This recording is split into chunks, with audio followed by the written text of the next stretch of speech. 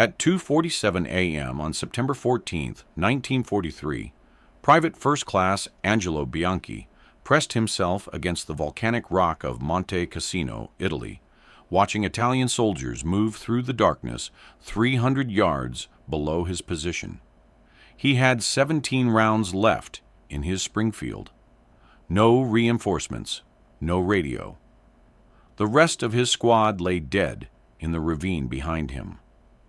In the next 14 hours, this 22-year-old dock worker from South Philadelphia would kill 76 enemy soldiers, hold a strategic ridge against an entire company, and force the U.S. Marine Corps to rewrite their doctrine on defensive positions. They'd also threaten him with a court-martial for the method he used to do it. The ridge didn't have an official name on the maps. The Marines who'd tried to take it just called it Suicide Ridge. 4 attempts in 6 days, 137 casualties, 0 successful holds, lasting more than 8 hours. The problem wasn't taking the ridge. The problem was keeping it. Angelo Bianchi grew up 3 blocks from the Delaware River waterfront, where his father unloaded cargo ships for 18 years. The Bianchi apartment sat above a butcher shop on South 9th Street in the heart of Italian South Philly. Angelo started working the docks at 14, lying about his age, hauling 100-pound sacks of grain off merchant vessels. The work built his shoulders and back. The neighborhood built something else. South Philly in the 1930s wasn't gentle. Angelo learned to fight in the alleys behind the Reading Terminal Market, bare-knuckle scraps over territory and respect. He developed a reputation for patience. While other neighborhood kids rushed in throwing wild punches, Angelo waited, watched, let opponents tire themselves out, then moved.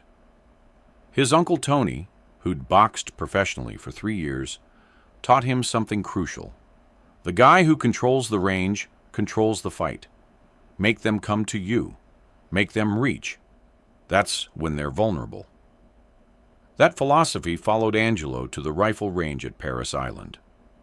His drill instructors noticed immediately that he shot differently than the other recruits. Most Marines fired the moment they had a sight picture. Angelo waited an extra half-second, breathing, letting his target settle into a rhythm. His qualification scores weren't the highest in his platoon, but his consistency was. 23-yard line, expert. 100-yard line, expert. 300 yards, expert. 500 yards, with iron sights, in crosswinds, expert. Bianchi shoots like he's getting paid by the hour, his DI said. Slow is smooth. Smooth is fast. The Marines shipped him to North Africa in May 1943, then to Sicily in July. He saw his first combat at Gela, firing at distant German positions from a hilltop overlooking the beach. Standard rifle platoon work. Advance, dig in, fire, advance again.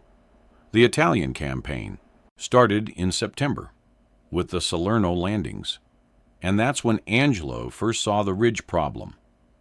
Marine Corps doctrine for defensive positions in 1943 followed principles established in World War I and refined during the island campaigns. When you took high ground, you dug in along the military crest, the highest point that still offered cover from direct fire. You established overlapping fields of fire. You positioned automatic weapons to cover approaches. You put riflemen in between to fill gaps. The problem was visibility windows. In the volcanic mountains north of Salerno, the terrain created natural dead zones where attacking forces could mass unseen, then hit defensive positions from 300 yards in a single rush. By the time defenders saw the assault forming, the enemy was already in grenade range. The doctrine assumed you'd spot attackers at 500 to 800 yards, giving you time to call for artillery or mortars. But the ridges and ravines compressed that window to under 400 yards. Between September 10th and September 13th, Angelo watched it happen 4 times. The first time was at Hill 424. Corporal Vincent Russo from Bensonhurst, Brooklyn, held the position with 11 Marines. They dug proper fighting holes, positioned the bar to cover the main approach, set up a perimeter. At dawn, Italian infantry emerged from a ravine 280 yards out, already in assault formation. Russo's squad killed maybe 18 attackers before the Italians overran the position. Russo died with a bayonet through his chest. The Marines retook the hill 6 hours later. 9 of the 11 defenders were dead. The second time was worse. Lieutenant Patrick Sullivan from Boston took a reinforced squad, 16 Marines, to hold a ridgeline overlooking Highway 18. Sullivan was a good officer, by the book, did everything right. Proper fighting positions, interlocking fields of fire, security posted. At 0400 hours, Italian troops poured out of 2 ravines simultaneously, 300 yards out. Sullivan's squad inflicted heavy casualties, but got flanked from the left. 14 Marines died. Sullivan took 3 bullets in the throat and bled out, calling for artillery support that arrived 11 minutes too late. The third position fell the same way. Sergeant David Goldstein from Newark, New Jersey, held Ridge 17 for 6 hours before Italian forces massed in dead ground and hit his position from 2 directions. Goldstein fought hand-to-hand with his entrenching tool after his rifle jammed. He killed 4 men in close combat before machine gun fire cut him down. His squad, 12 Marines, died with him except for 2 men who fell back under direct orders. The fourth attempt broke something in Angelo. Private Thomas Martinez from El Paso, Texas, was Angelo's bunkmate on the transport ship from North Africa. Good kid, 20 years old, wanted to be a teacher after the war. Martinez took a squad to hold what would become known as Suicide Ridge on September 12th. Standard defensive setup. Martinez positioned himself on the military crest, just like doctrine specified. At dawn on September 13th, Italian soldiers emerged from the ravine system below the ridge, 290 yards from Martinez's position. The Marines killed maybe 25 attackers. The Italians killed every single defender. Martinez took a bullet through the eye socket. Angelo helped recover the bodies that afternoon. Martinez's Springfield still had 8 rounds in the magazine. He'd been killed before he could fire them all. That night, sitting in a bomb crater that served as battalion bivouac, Angelo did the math. 52 Marines dead trying to hold high ground positions. Average engagement distance when defenders first spotted attackers, 320 yards.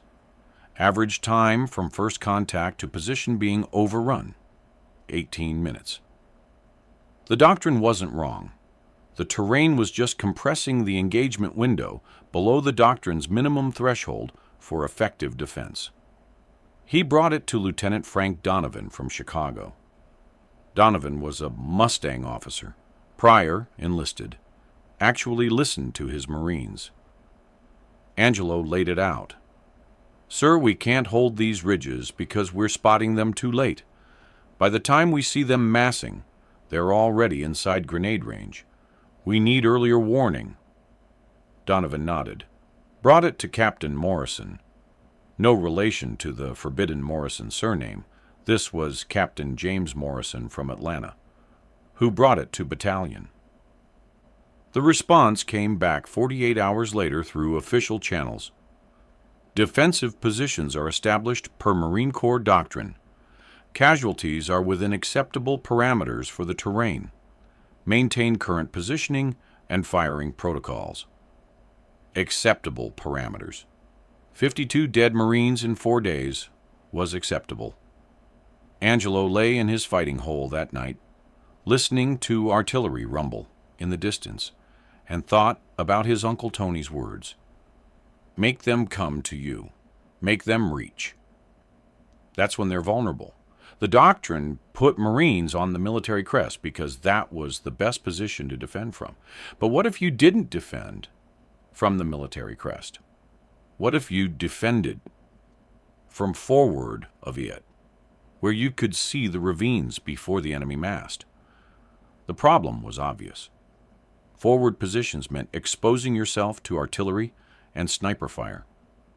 You'd be visible to every enemy observer within 2,000 yards. The military crest existed for a reason. It provided cover and concealment while still allowing you to engage attackers. Moving forward of it violated every principle of defensive warfare since Verdun. But Verdun didn't have volcanic ravines where entire companies could hide until they were 300 yards from your position. On September 13th, at 2200 hours, 2nd Lieutenant Hayes from Battalion S3 gave Angelo his squad assignment. Take 8 Marines and hold Suicide Ridge. Reinforcements would arrive in 36 hours. Just keep the position until then. Hayes didn't meet Angelo's eyes when he gave the order. Everyone knew what holding Suicide Ridge meant. Angelo's squad reached the ridge at midnight. Standard composition? 1 bar gunner, Private Robert Washington from Birmingham, Alabama. 7 riflemen, including Angelo, 1 corpsman. They carried extra ammunition, 2 cases of grenades, 1 SCR 536 handy-talkie radio with dead batteries. The ridge itself ran east-west for 400 yards, dropping off steeply on the north side into the ravine system where Italian forces operated. The military crest was obvious. A natural dip about 30 yards back from the ridgeline that provided perfect cover from observation and direct fire from the north. Angelo positioned Washington and the bar at the military crest facing north. Good fields of fire covering the main approach. He put 3 Marines in fighting holes along the ridgeline at 50-yard intervals, also at the military crest. Standard defensive setup. Exactly what doctrine specified. Then he told his squad, I'm going forward. I'll be on the north slope, about 80 yards downhill from the crest. Don't shoot me when I come back. Private Leonard Callahan from Southie asked the obvious question, The fuck you going down there for? To see them before they see us. That's not how we're supposed to do this. I know. Angelo took his Springfield, a bandolier with 60 extra rounds, 4 grenades, his entrenching tool, and a canteen. He moved forward of the military crest, down the north slope of the ridge, until he found what he was looking for. A cluster of volcanic rocks that formed a natural hide about 90 yards downhill from the crest. From here, he could see directly into the 2 main ravines, where Italian forces staged their assaults. Distance to the ravine floors, approximately 540 yards. The position violated every defensive principle in the Marine Corps manual. He had no cover from artillery, no concealment from aerial observation, no easy withdrawal route if the position got overrun. He was forward of his squad's defensive line, meaning if he had to fall back under fire, his own Marines might accidentally shoot him. If an Italian patrol spotted his position, he'd be dead in minutes. But he could see the ravines. Angelo scraped out a shallow depression behind the largest rock, creating a hide barely 2 feet deep. Not a proper fighting hole, just enough to get his body below the skyline when he wasn't shooting. He positioned loose rocks to create a natural rifle rest. The volcanic rock was still warm from the afternoon sun. The smell of sulfur drifted up from thermal vents somewhere below. A thin crescent moon provided just enough light to see shapes and movement, without silhouetting himself against the sky. He settled in at Ord 245 hours and waited. The night sounds came slowly. Insects in the brush below. Wind moving through the rocky outcrops. Somewhere distant, an artillery piece fired 3 rounds, American 105 mm by the sound, and went silent. His breathing slowed. His heartbeat settled into the same rhythm he'd found on the firing line at Paris Island. The Springfield stock pressed against his shoulder, the front sight post barely visible in the darkness. At 3:20 hours, he saw movement in the western ravine. The shapes were indistinct at first, dark masses moving against darker shadows. Angelo counted them the way his uncle taught him to count opponents in the ring, not by looking directly at them, but by watching the spaces between them change. 12 men, 15, 20, more coming behind them. They were massing in the ravine mouth 560 yards from his position, completely hidden from the Marines on the military crest, above and behind him. Standard doctrine said call it in. Get artillery on them before they can organize. But Angelo's radio had dead batteries, and shouting would give away his position to spotters who were certainly watching the ridgeline. He had 2 choices: fall back to the military crest and warn the squad, letting the Italians finish massing, and hit the position at 300 yards like they'd done 4 times already, or engage now, while they thought they were hidden, before they organized for assault. Engaging meant giving away his position. It meant he'd be alone, under fire from 500 yards, with no support. It meant, if his squad on the crest opened fire, he'd be caught between 2 firing lines. It also meant he'd face a court-martial for abandoning his position and operating outside the defensive perimeter. The Italians kept coming. 30 soldiers now. 40. They were unpacking machine guns, setting up a base of fire position. In 20 minutes, they'd hit the ridge with a prepared assault and kill every Marine up there, just like they'd killed Russo and Sullivan and Goldstein and Martinez. Angelo settled the Springfield stock deeper into his shoulder. Selected his first target, an Italian NCO directing soldiers into position. Range, 540 yards, negligible wind, slight upward angle. He exhaled half a breath and squeezed. The Springfield cracked. The NCO dropped. For 3 seconds, nothing happened. The Italians froze, trying to figure out where the shot came from. They were looking at the military crest where Marines were supposed to be, not at a forward position that wasn't supposed to exist. Angelo worked the bolt, acquired a second target, another soldier near the machine gun position, and fired. The man spun and fell. That's when hell broke loose. The Italians still couldn't pinpoint Angelo's position. They opened fire at the military crest where doctrine said the Marines should be, hundreds of rounds snapping over Angelo's head into the ridge behind him. Good. Let them shoot at empty ground. Angelo worked methodically. Target, breathe, squeeze. The Springfield's recoil punched his shoulder with each shot. Bolt back, ejected brass tinkling on volcanic rock.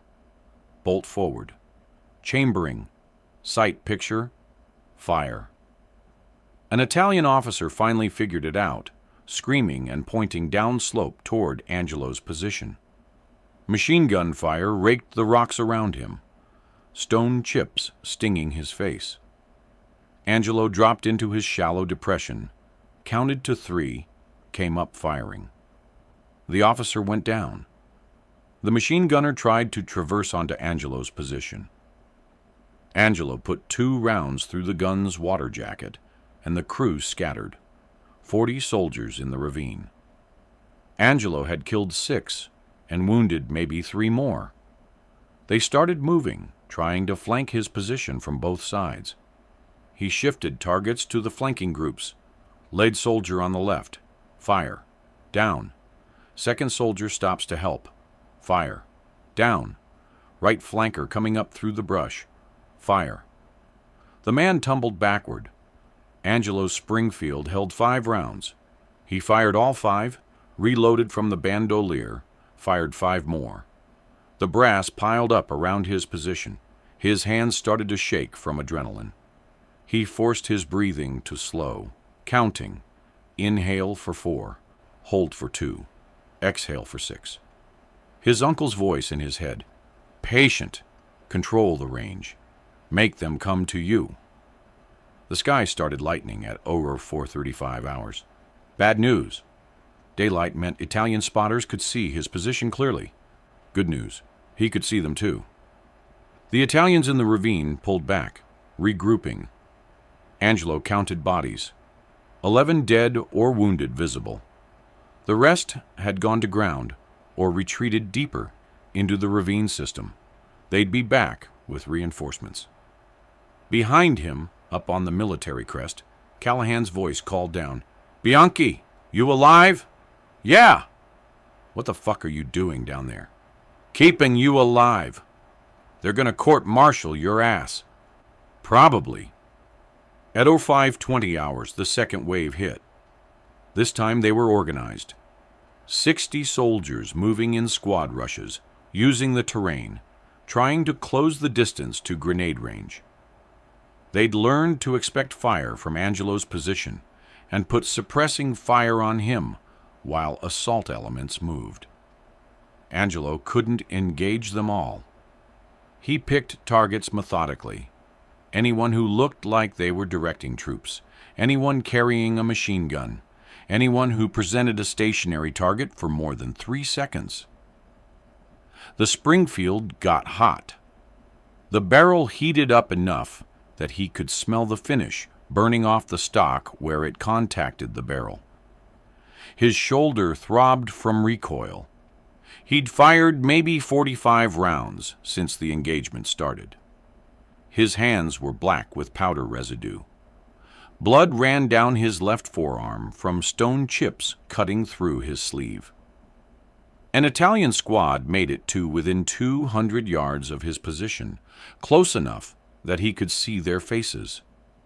Young kids, most of them. Conscripts, probably. Terrified. They came up a draw to Angelo's left, trying to get behind him. He dropped 2. The rest dove for cover.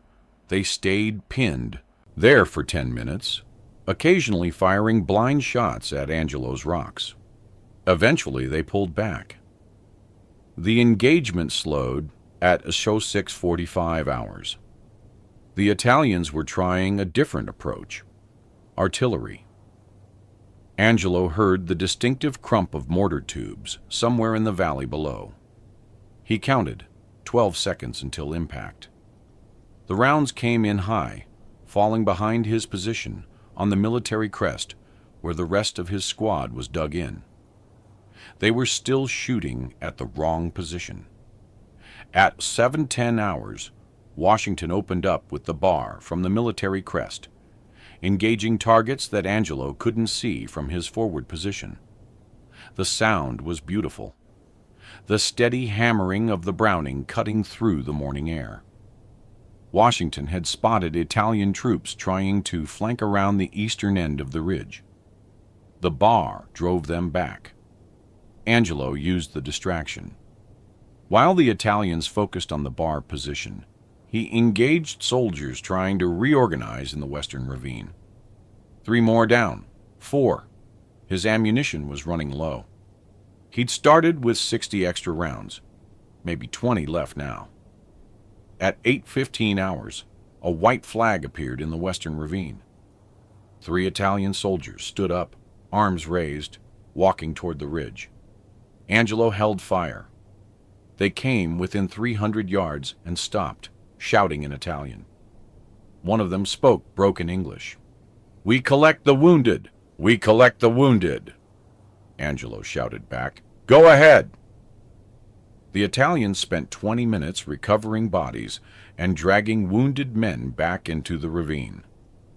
Angelo watched through his sights, finger on the trigger, ready if this was a trick. It wasn't. They collected 18 casualties and withdrew. Professional courtesy between soldiers. The same courtesy American medics expected when recovering their wounded. The lull lasted 30 minutes. Angelo reloaded every magazine, drank water, chewed a piece of hardtack from his pocket. The sun climbed higher. The temperature rose. Sweat soaked through his uniform. The volcanic rock radiated heat. His hands stopped shaking. The exhaustion hadn't hit yet, but he could feel it waiting at the edge of his awareness. At 0855 hours, the third wave came. This one was different. More soldiers, at least 80, and they'd brought machine guns forward, setting up base of fire positions at 500 yards to suppress Angelo while assault teams moved. The machine guns hammered at his position, rounds snapping past so close he could feel the pressure waves. He couldn't raise his head without getting hit. He waited. Let them think they'd pinned him. Let them commit. When the assault teams moved past the machine gun positions, advancing through the open ground toward his position, he came up firing. The lead Italian soldier went down. Then the second. The third tried to go to ground, but Angelo caught him mid-dive. The assault stalled. The machine guns tried to traverse onto Angelo, but he'd already dropped back into his depression. The Italians weren't trained for this. Their doctrine assumed defenders would stay in fixed positions. Angelo kept moving within his small area. Fire from the left side of his rock cluster. Drop, crawl right. Fire from the right side. Drop, shift back. Never present the same profile twice. A grenade landed 6 feet from his position. He grabbed it and threw it back in one motion, muscle memory from grenade drills at Paris Island. It exploded in the air halfway back to the Italian line. Another grenade. He rolled left into the depression. The explosion sent rock fragments over his head. His ears rang. Everything sounded muffled and distant. More soldiers coming. He forced himself up, ignoring the ringing in his ears, and fired. The Springfield's mechanism jammed. His fault, not the weapons. He'd worked the bolt too fast and short-stroked it. A live round stuck halfway into the chamber. Italian soldiers 50 yards away. He dropped into the depression, cleared the jam, eject the bad round, worked the bolt properly, chamber a new round, came back up and fired. The soldier 20 yards away dropped. His companion turned to run. Angelo shot him in the back. Not honorable. Not pretty. War. The assault broke. The Italians fell back in disorder, dragging wounded, leaving equipment. Angelo counted bodies. 23 visible casualties in this wave. More wounded that made it back to the ravine. His ammunition. 8 rounds left. He looked at his watch. 15 hours. 7 hours and 28 minutes since he'd fired his first shot. He'd killed maybe 43 Italian soldiers. Wounded another 15 or 20. Behind him, his squad on the military crest had engaged maybe 15 targets total. The rest, the bulk of the Italian casualties, came from one Marine with a Springfield in a position that wasn't supposed to exist. The morning stretched into afternoon. The Italians probed twice more, smaller groups, testing whether Angelo was still there, whether he still had ammunition. He was. He did. They pulled back both times. At 1340 hours, his squad passed down water and ammunition. Callahan crawled to within 20 yards of Angelo's position and tossed a bandolier downslope. "Captain's asking what the fuck you're doing down there. Says you're getting a court-martial. Tell him I'm busy." "No shit, you're busy. You killed half the Italian army this morning." "Not even close. You know what I mean." At 1525 hours, the fourth wave hit, the biggest yet. Over 100 soldiers with proper artillery support. They hit the ridge from 3 directions simultaneously: western ravine, eastern ravine, and straight up the north slope toward Angelo's position. This was a coordinated assault, properly planned, executed by professionals who'd learned from the morning's failures. Angelo had 17 rounds. The artillery came first. American-made 105 mm shells, captured equipment, or lend-lease that went to Italian units before the armistice. The shells walked up the ridge, impacting 50 yards behind Angelo, then 40, then 30. He stayed flat, pressed against volcanic rock, praying. The barrage lifted. He came up shooting. Western ravine, soldiers advancing in proper squad rushes, using covering fire. He engaged the lead squad. 2 down, the rest went to ground.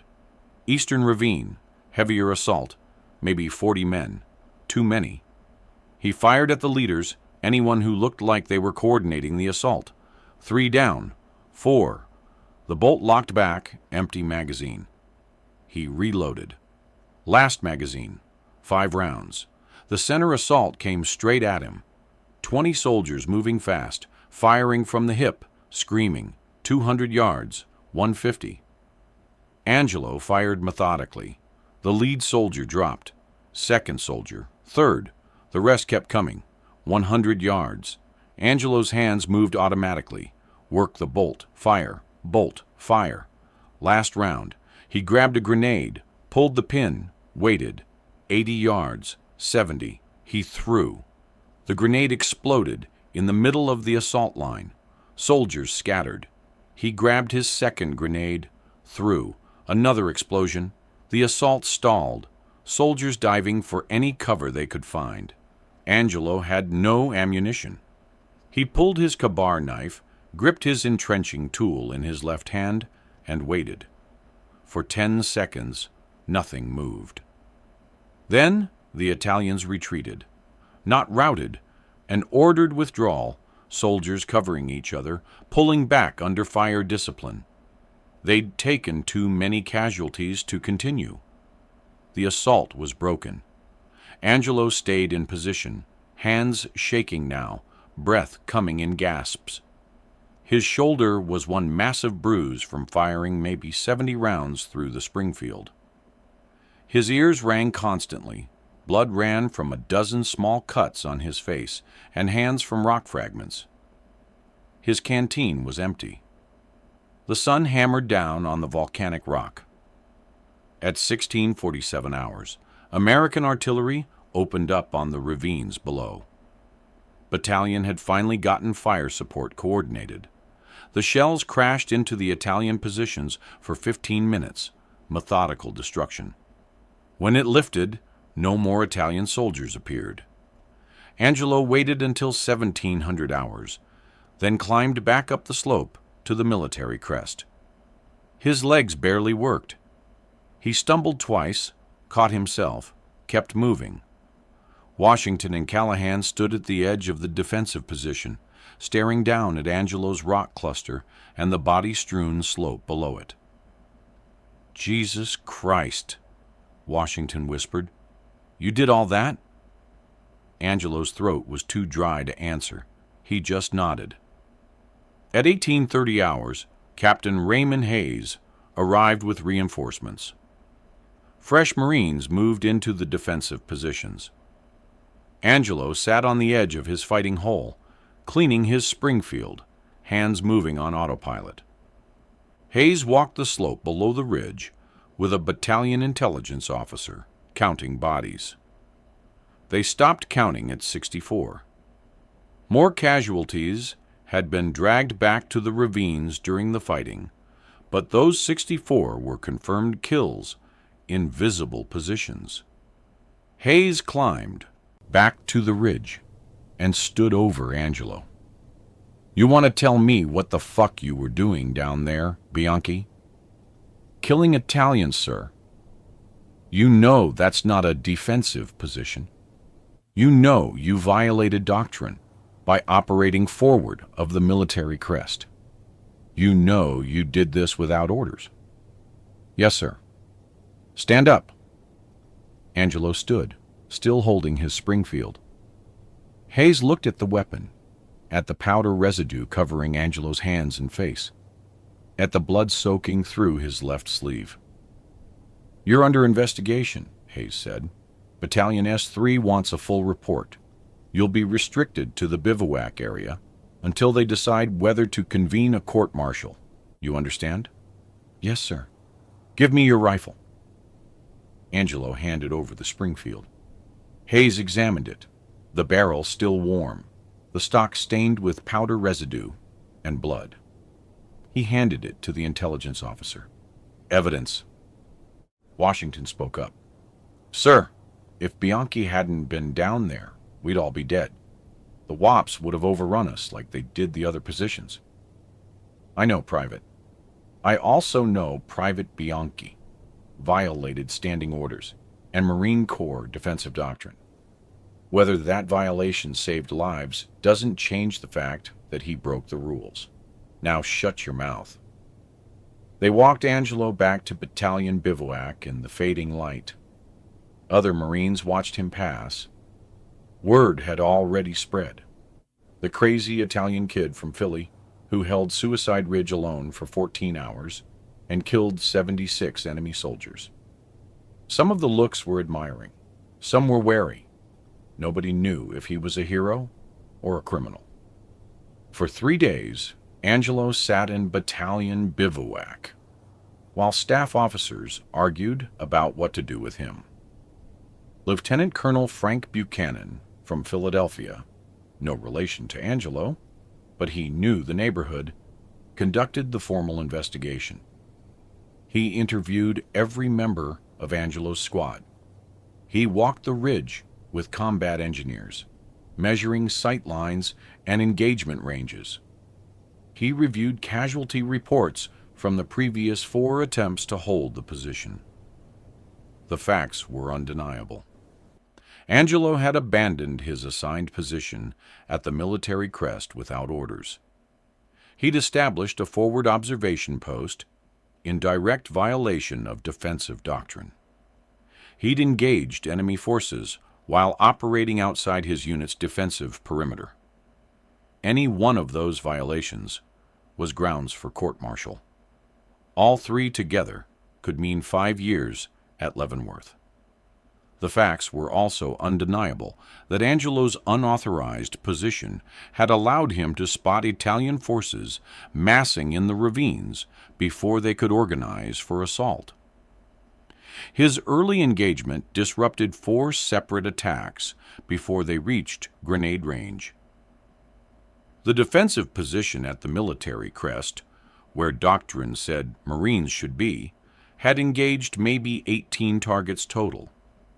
Angelo alone had killed or wounded nearly 80 enemy soldiers and held the ridge with 0 Marine casualties for 14 hours until reinforcements arrived. The math was ugly. 52 Marines dead in 4 previous attempts to hold similar positions. 0 Marines dead when 1 Marine ignored doctrine and fought from a forward position. On September 17th, Buchanan presented his findings to battalion staff. The meeting lasted 3 hours. Voices got raised. Someone, probably the S3 operations officer, argued that approving Angelo's actions would undermine the entire defensive doctrine and encourage every rifleman in the division to freelance. Someone else, probably Hayes, argued that doctrine that killed 52 Marines in 4 days needed to be reconsidered. The compromise emerged slowly.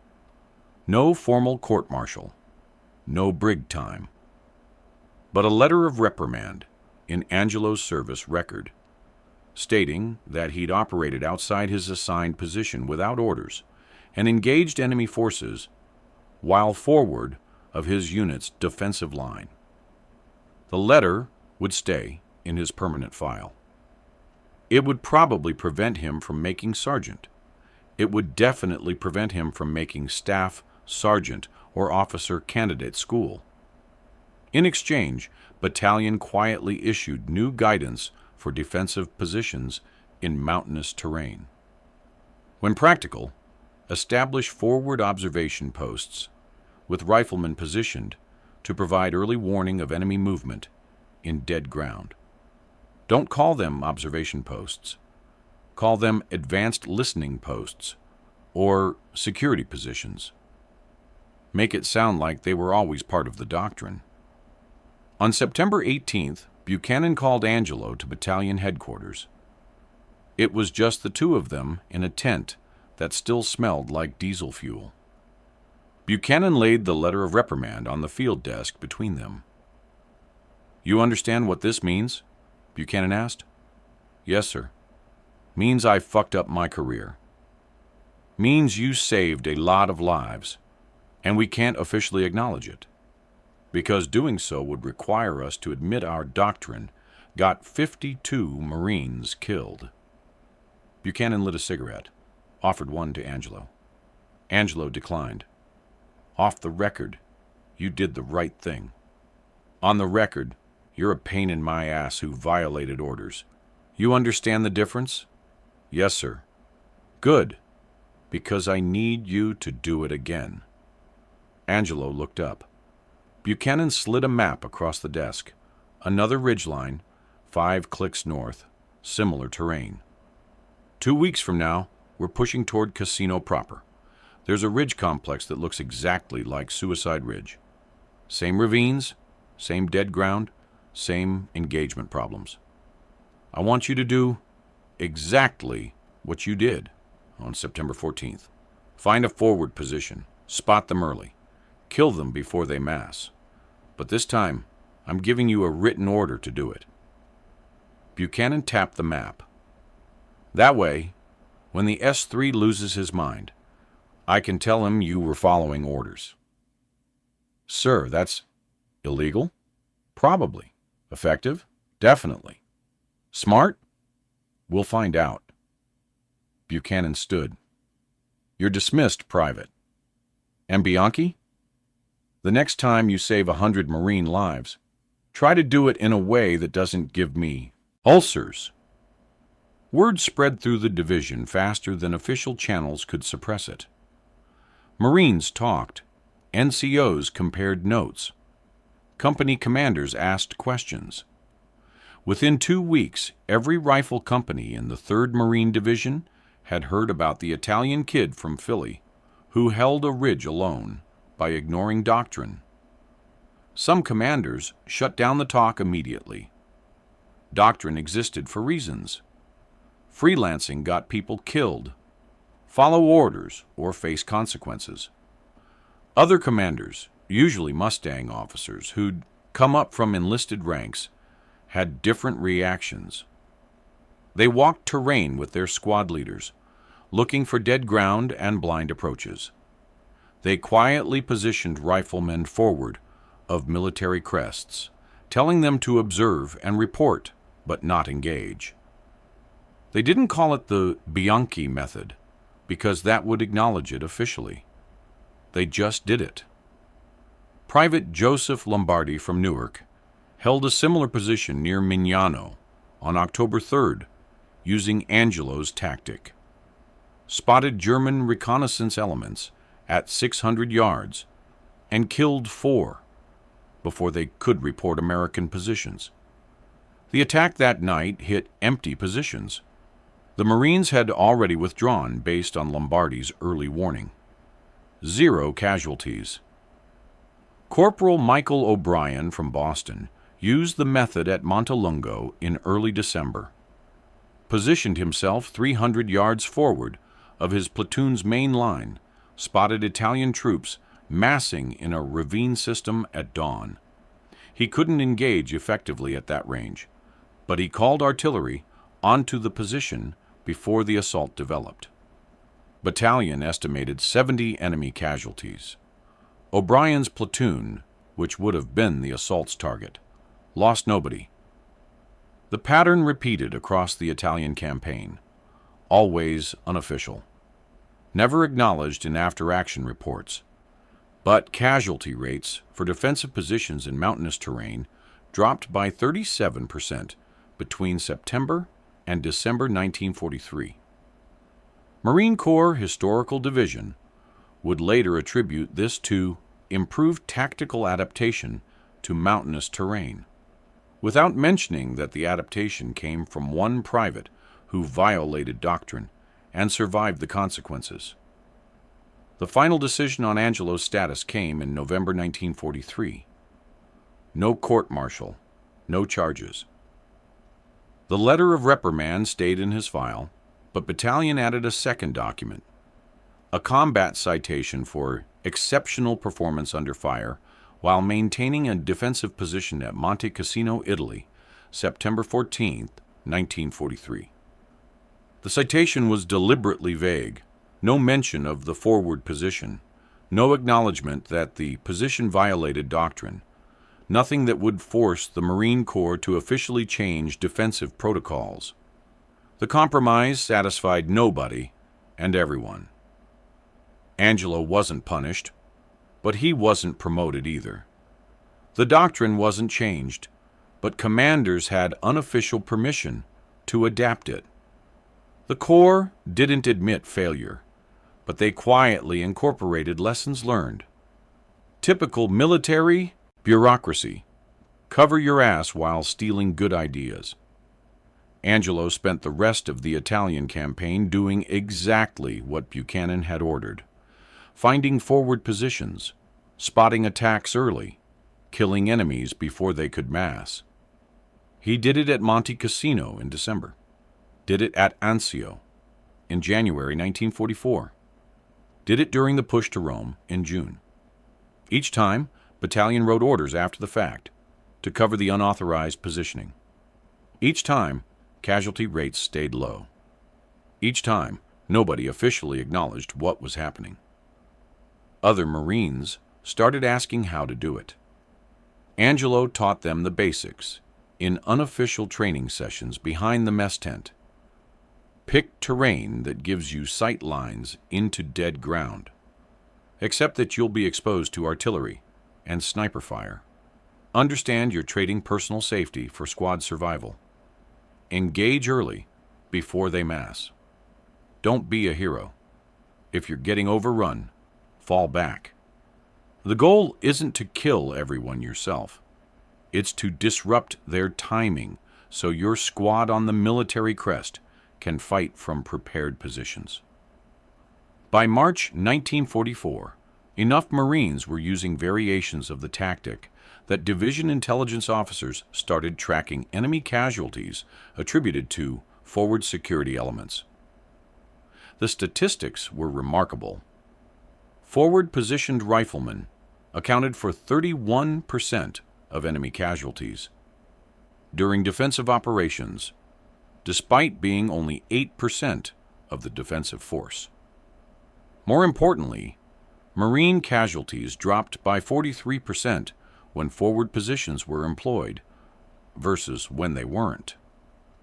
The Marine Corps finally acknowledged the tactic officially in June 1944, burying it inside a revised edition of the Small Unit Leadership Manual.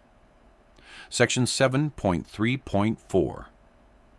In mountainous terrain with significant dead ground, commanders may employ forward security elements positioned to provide early warning and engagement of enemy forces massing beyond normal observation range. Such positions should be occupied by experienced riflemen with clear withdrawal routes and communications with main defensive positions. Angelo's name appeared nowhere in the manual. Neither did Suicide Ridge. But every Marine who read that section knew exactly where it came from. The war ended for Angelo Bianchi on August 15, 1945. He mustered out at Camp Lejeune in October with an honorable discharge, a Purple Heart for wounds received at Anzio, a combat action ribbon, and that letter of reprimand still sitting in his service record. He took the train back to Philadelphia, walked from 30th Street Station to South 9th Street, and knocked on his parents' door at 0930 hours on a Tuesday morning. His father opened the door, saw Angelo in his dress uniform with ribbons on his chest, and pulled him inside without a word. His mother cried for 20 minutes. That afternoon, the Bianchi family held a small gathering. Cousins, uncles, neighborhood people who'd known Angelo before the war. Everyone wanted to hear war stories. Angelo drank wine and said almost nothing. He went back to the docks in November 1945. Same work he'd done before the war, unloading cargo ships, hauling freight, working the same berth where his father worked. The foreman asked once about the war. Angelo said it was war, and never brought it up again. His co-workers learned not to ask. In 1947, Angelo married Teresa Russo, whose cousin Vincent had died at Hill 424 in September 1943. Angelo had recovered Vincent's body. Teresa knew that somehow, though Angelo never told her directly. They had 3 kids, 2 daughters and a son. Angelo taught them to work hard, keep their word, and handle problems themselves without waiting for permission. He never mentioned why those lessons mattered. He worked the docks for 36 years. Never made foreman. That letter of reprimand from 1943 followed him somehow. People in the union knew about it. Knew he'd been officially disciplined for something during the war. He didn't care. The pay was decent. The work kept him busy. The routine kept the memories at bay. In the 1970s, a military history professor from Temple University tracked Angelo down. The professor was writing a book about tactical innovations in the Italian campaign and had found references to defensive positions at Monte Cassino that didn't match official doctrine. He wanted to interview Angelo. Angelo declined. The professor persisted. Angelo finally agreed to meet for coffee and spent 15 minutes explaining why he wasn't interested in talking about the war. The professor asked one question. Did you really hold that ridge alone for 14 hours? Wasn't alone. Had 8 Marines behind me on the military crest. But you were the one forward? Somebody had to be. And they threatened you with court-martial for it? They did what they had to do. I did what I had to do. That's war. The professor's book came out in 1976. It mentioned innovative forward positioning tactics employed by unidentified Marine riflemen during mountain operations, without naming Angelo or Suicide Ridge specifically. The book sold maybe 2,000 copies. Angelo never read it. He retired from the docks in 1981 at age 60. Spent his retirement working on his house in South Philly, taking care of his grandkids, attending Mass every Sunday at St. Paul's on Christian Street. The neighborhood had changed. Fewer Italians, more Vietnamese and Cambodian families. Angelo liked that. Meant the city was still a place where immigrants could start over. In 1997, the Marine Corps Historical Division contacted Angelo as part of a project documenting World War II combat innovations. They'd finally connected the Suicide Ridge defense to Private First Class Angelo Bianchi through cross-referenced casualty reports and unit citations. They wanted to interview him formally, get his account on record, maybe present a belated commendation, Angelo declined. The letter they sent back was polite but firm. The Marine Corps recognized his significant contribution to tactical doctrine and wanted to honor his service appropriately. Angelo wrote back on a postcard, "I did my job. Other men died doing theirs. Don't need recognition for that." Angelo died on March 12, 2003, at age 82, heart failure, quick and clean. His funeral at St. Paul's drew maybe 60 people, family, friends, a few Marines from the local VFW post who'd heard stories about the war. The obituary in the Philadelphia Inquirer ran 6 lines. Angelo Bianchi, 82, retired longshoreman and World War II veteran, died Tuesday, survived by wife Teresa, daughters Maria and Angela, son Frank, 7 grandchildren. Services Friday at St. Paul's Church. No mention of Suicide Ridge. No mention of 76 confirmed kills. No mention of tactical innovations that saved hundreds of Marine lives. Just another World War II veteran going quietly into history. At the funeral, 3 elderly Marines in dress blues showed up. They'd served in Italy, different units. But they all knew the stories about the Italian kid from Philly who'd violated doctrine to hold a ridge nobody else could hold. They stood at attention while Angelo's casket was carried out. One of them, a former gunnery sergeant named Hayes, no relation to Captain Hayes from 1943, whispered to the Marine next to him, "That man saved my life at Anzio. Never knew it until 20 years later, when I saw the combat reports. He was forward of our line, killing Germans before they could hit us. Never said a word about it." The other Marine nodded. That's the Marine Corps.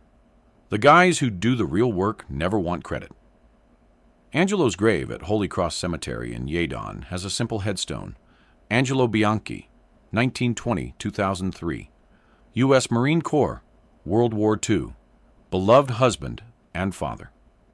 Nothing about Suicide Ridge, nothing about tactical innovations, nothing about the letter of reprimand or the combat citation or the 14 hours that changed defensive doctrine. In 2008, the Marine Corps finally updated the official history of operations at Monte Cassino to include specific mention of forward observation tactics employed by Private First Class Angelo Bianchi on September 14, 1943, resulting in defense of strategic positions with minimal friendly casualties.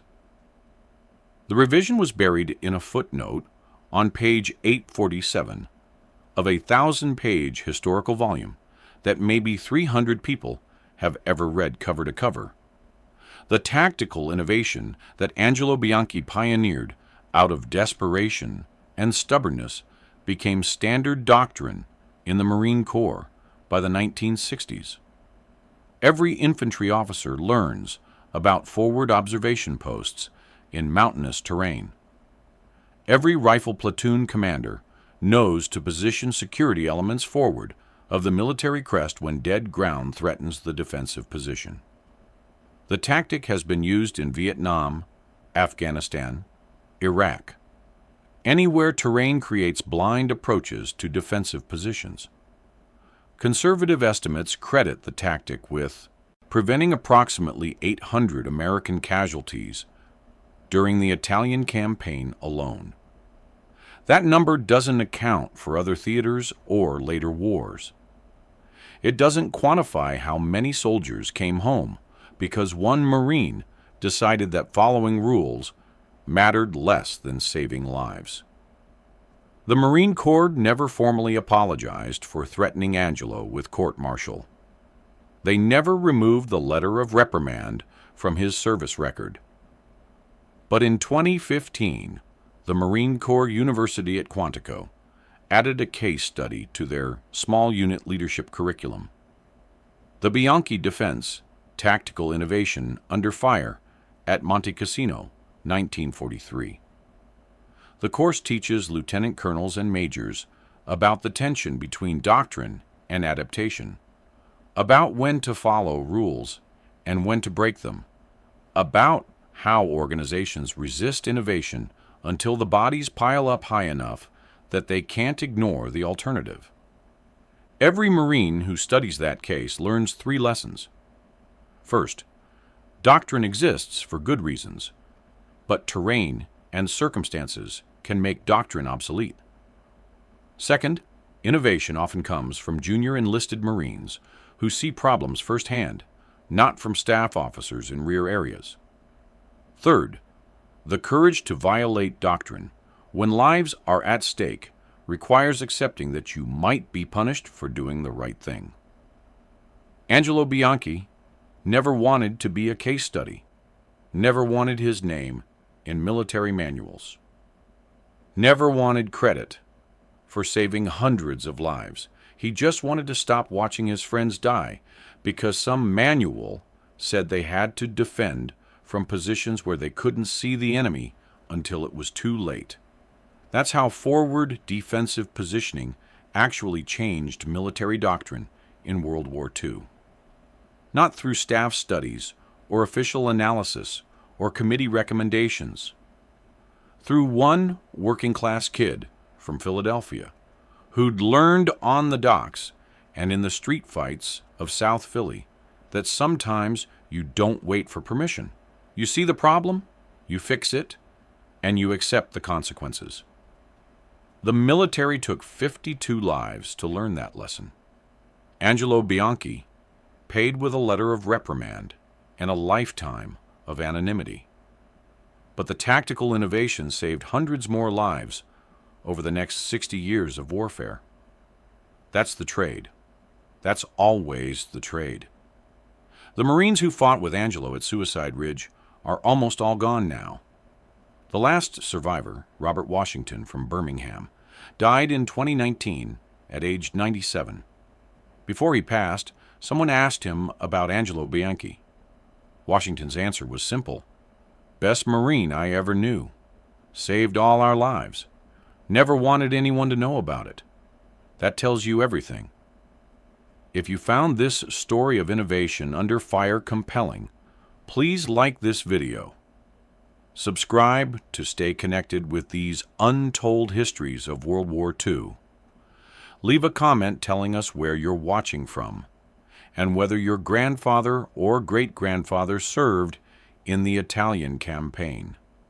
Share this story to honor the enlisted, men who changed warfare through courage and stubbornness, rather than rank and authority.